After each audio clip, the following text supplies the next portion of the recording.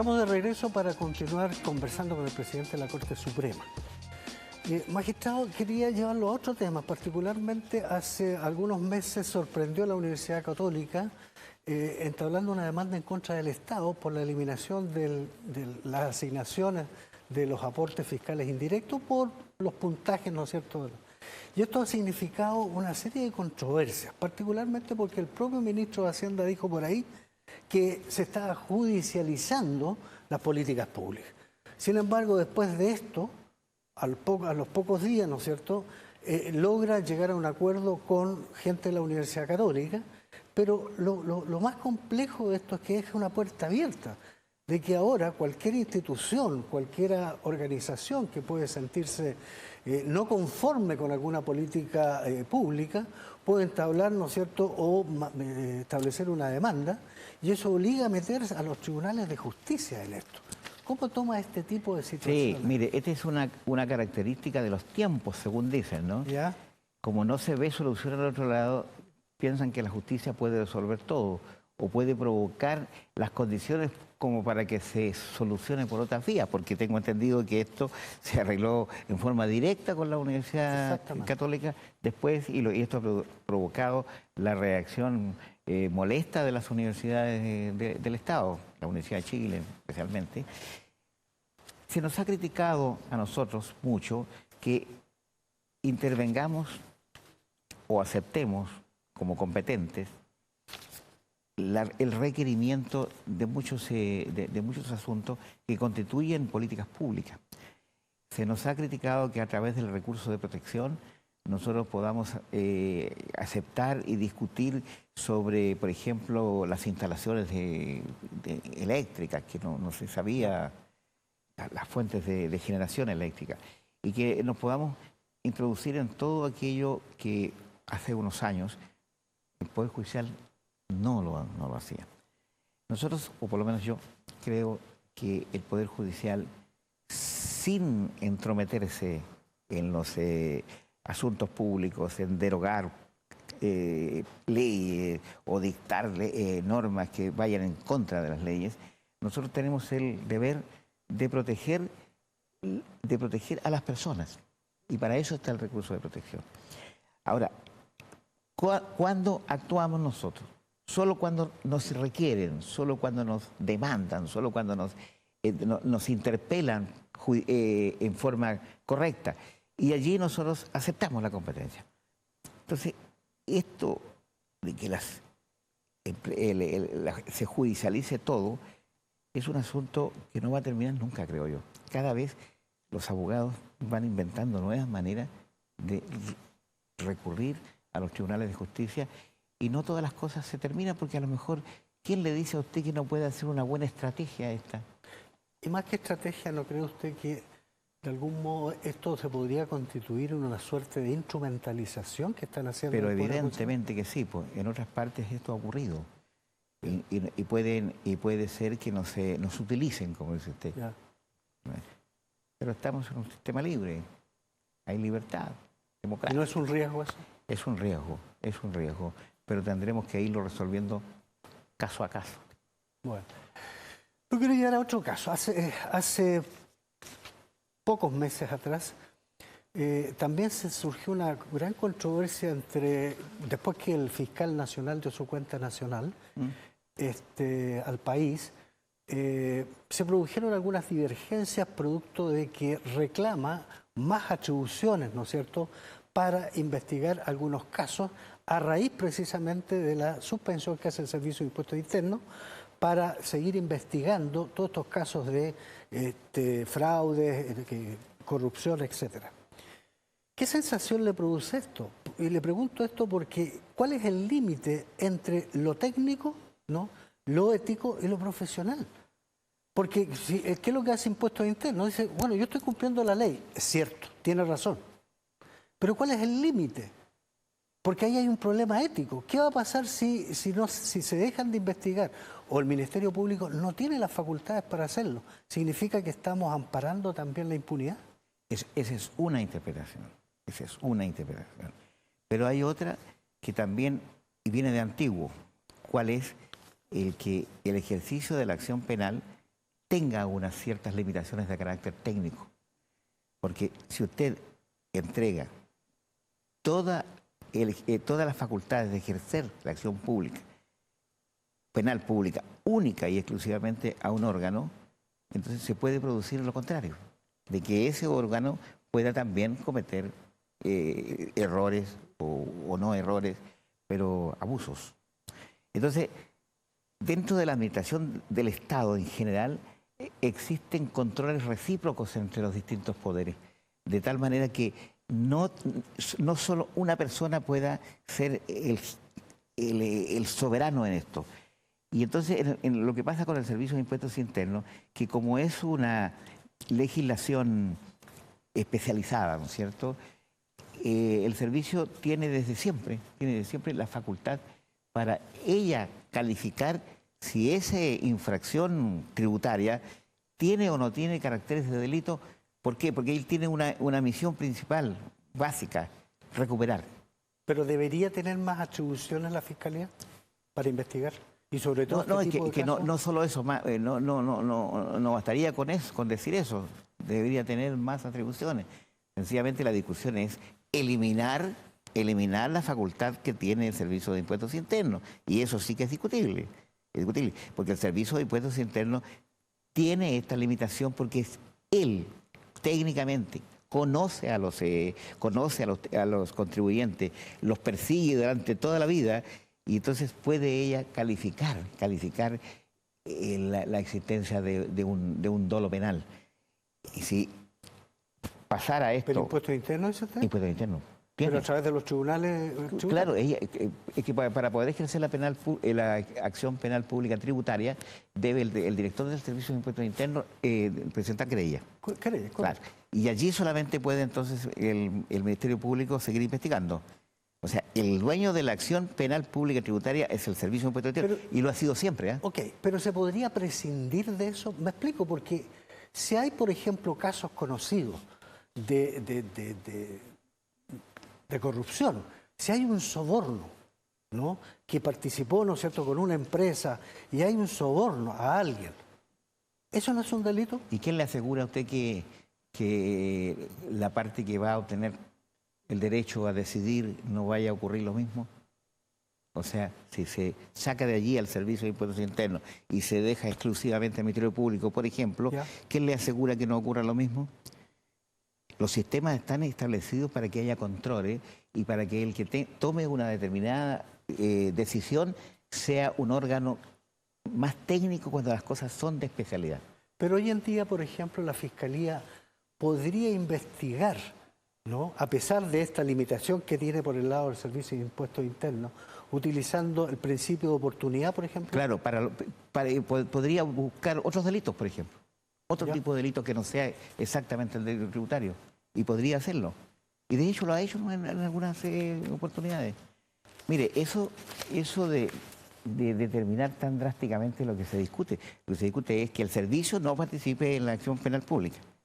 Yo nunca he querido opinar diciendo es bueno, es malo, debe hacerlo o no debe hacerlo, porque no me corresponde. Pero como usted me está preguntando como persona, como ciudadano y como juez también, yo le digo que estos controles que hay entre los distintos poderes funcionan y han funcionado hasta aquí bien y tienen un origen de esa naturaleza y no es ninguna intromisión que hace el Servicio de Impuestos Internos, ni una ¿cómo se llama?, hacerse cargo de una cosa que no le corresponde. Se discutió mucho ya cuando se cambió el sistema procesal penal y al Ministerio Público se le entregó el ejercicio de la acción penal única y exclusivamente a él. Pero no se modificó el Código Tributario, nunca. Se mantuvo esta norma, por alguna razón. Quiero que conversemos sobre otro tema ahora. No cabe duda que durante este gobierno se han puesto en práctica una serie de reformas, ¿no?, estructurales. No obstante, está pendiente la reforma constitucional, ¿no?, a pesar de que se han hecho algunos avances con este proceso constituyente, etcétera. Pero estamos hablando de palabras mayores, ¿no? En algún momento ustedes por la importancia que tiene el Poder Judicial y que tiene mucho que decir en materia de derechos y garantías constitucionales, ¿no? Para que resguarden los derechos, digamos, de la sociedad, ¿han sido requeridos ustedes para la discusión constitucional? Formalmente no, formalmente no. Nosotros tenemos una comisión especial que estudia esto y tenemos una posición, pero en relación a las facultades y a las obligaciones que a nosotros nos competen. Pero no hemos sido requeridos formalmente porque el sistema que se utilizó fue otro. Fue que la gente opinara sobre... Sí, pero más allá de eso, yo creo que es más importante la opinión. Claro, es que nunca parece que hubo la determinación o no estaban las condiciones para llevarla a cabo la reforma. Y esto no va a ocurrir en este gobierno, ya no ya. No, no. Pero por lo menos, ¿no es cierto?, empezar a estructurar las presuntas bases que se van a utilizar. Claro, es que cuando no existe la determinación absoluta de hacerlo, aparece como un poco innecesario. Y nosotros tenemos, como dije, una comisión especial para eso y hemos estudiado el tema y tenemos algunas posiciones, pero nunca nos requirieron. Pero más allá del tema político, ¿usted considera que debería el Poder Judicial tener participación en esto? Porque una de las grandes críticas que se ha formulado respecto a la implementación de todas las reformas ha sido precisamente el poco diálogo o participación de los protagonistas.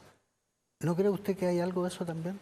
¿En qué sentido que nos vayan a citar a la...? No necesitar, pero por lo menos pedirle opinión respecto de algunas cosas que son importantes. Bueno, la opinión del Poder Judicial también en este esquema del control recíproco, el Parlamento está obligado a pedirnos a nosotros opinión por norma constitucional actualmente, pero cuando se trata solo de reformas que afecten a las organizaciones y atribuciones de los tribunales de justicia.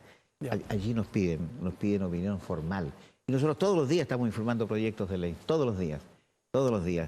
Y sobre la reforma constitucional, ni siquiera había acuerdo en la manera en que se iba a llevar a cabo la... Exacto. No.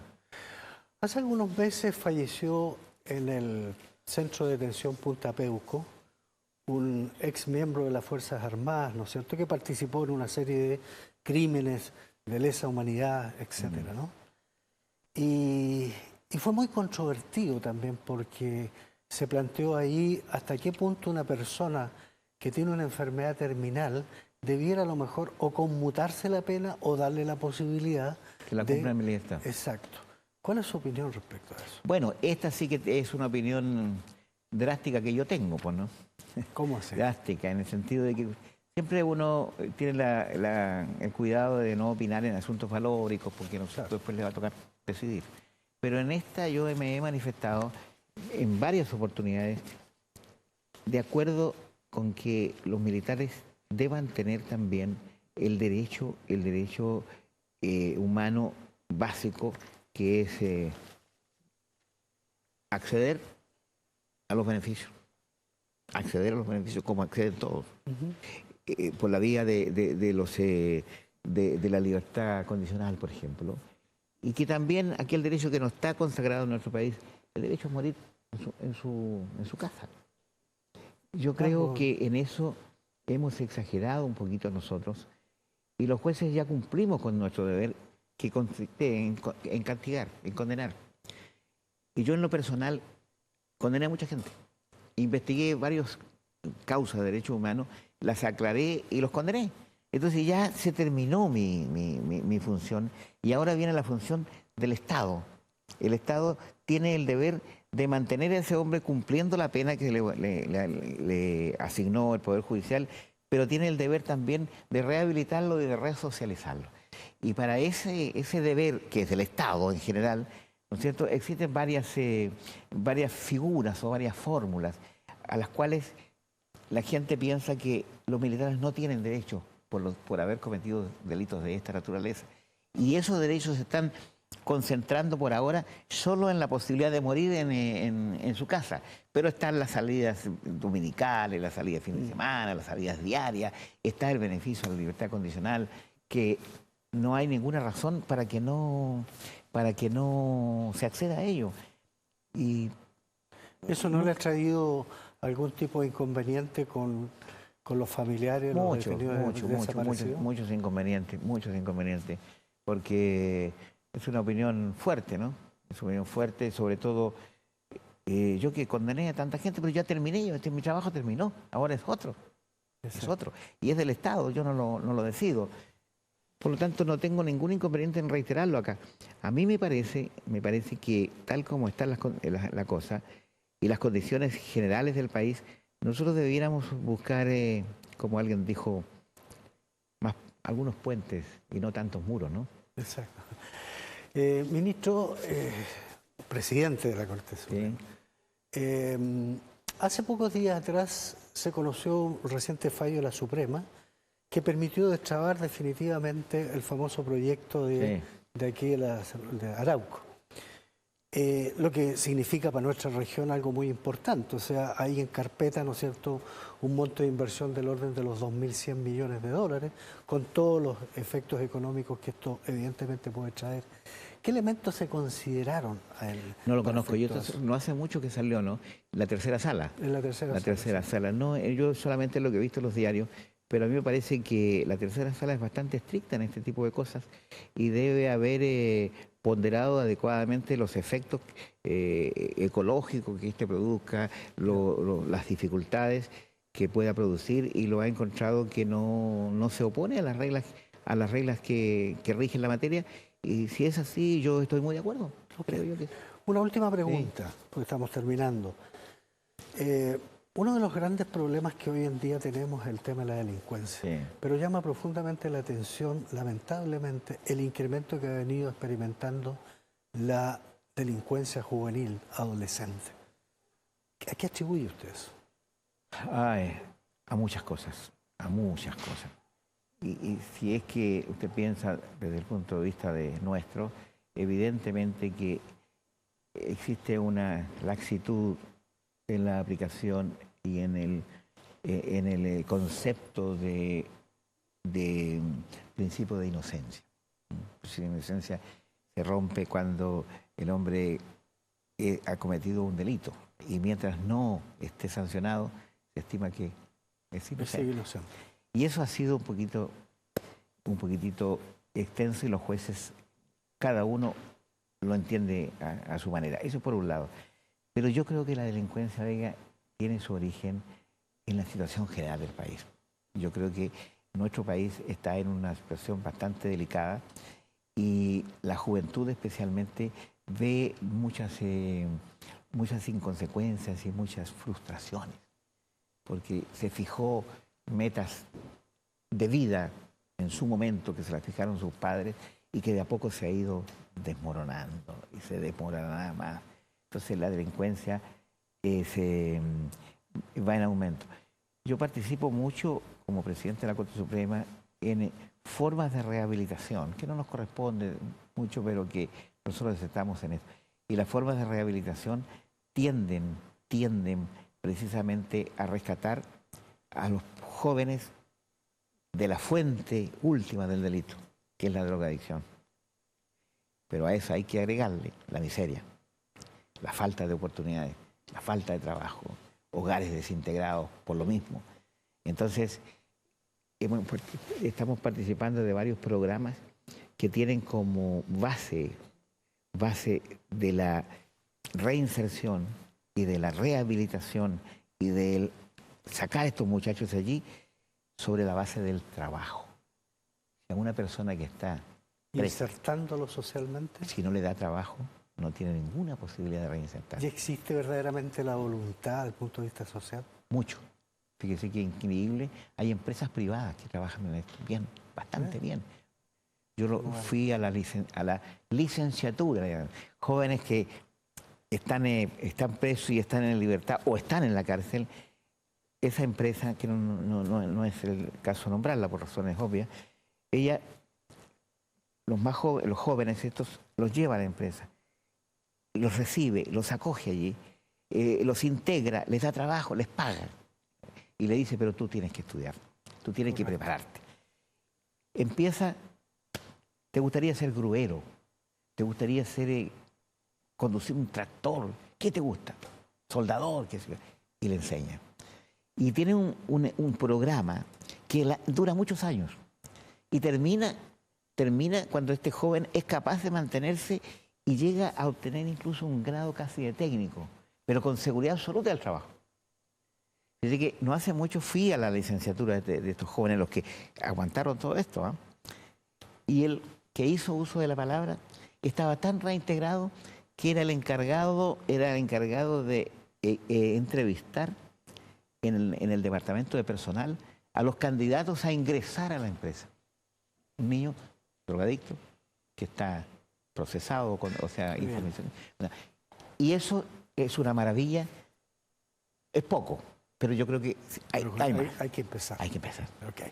Bueno, don Hugo Dolmes, presidente de la Corte Suprema de Chile, queremos expresar nuestro agradecimiento en nombre de la Facultad de Economía del Canal de la Universidad, nuestros agradecimientos. Un verdadero privilegio que una persona que estudia acá, que se ha formado en nuestra universidad, que toma y llega y logra su título de abogado, alcance la máxima investidura en el Poder Judicial. Mis felicitaciones y mis agradecimientos. Muchas gracias a usted por haberme invitado y por haberme aceptado en su facultad, pues, ¿no? No hace mucho que estuve ahí conversando con los jóvenes estudiantes y les traspasé lo que yo creo que es mi forma de ser. Y mi forma de ser tiene un origen básicamente en los principios que inspiran la universidad. Esta universidad no ha dejado de inspirarse en aquel lema maravilloso del desarrollo libre del espíritu. Exacto. Todos tenemos derecho a eso, pero tenemos que pensar primero que existen algunas cosas que debemos mantener. El respeto por la gente, el cariño por la gente y sobre todo el deseo de ayudar en lo que uno pueda, porque uno ha recibido mucha ayuda, ¿no? Bueno. Así que muy gracias. Buenas lecciones, muchas gracias una vez más. Y a usted, señora, a usted, señor, le dejamos cordialmente invitados para una próxima conversación. Chao.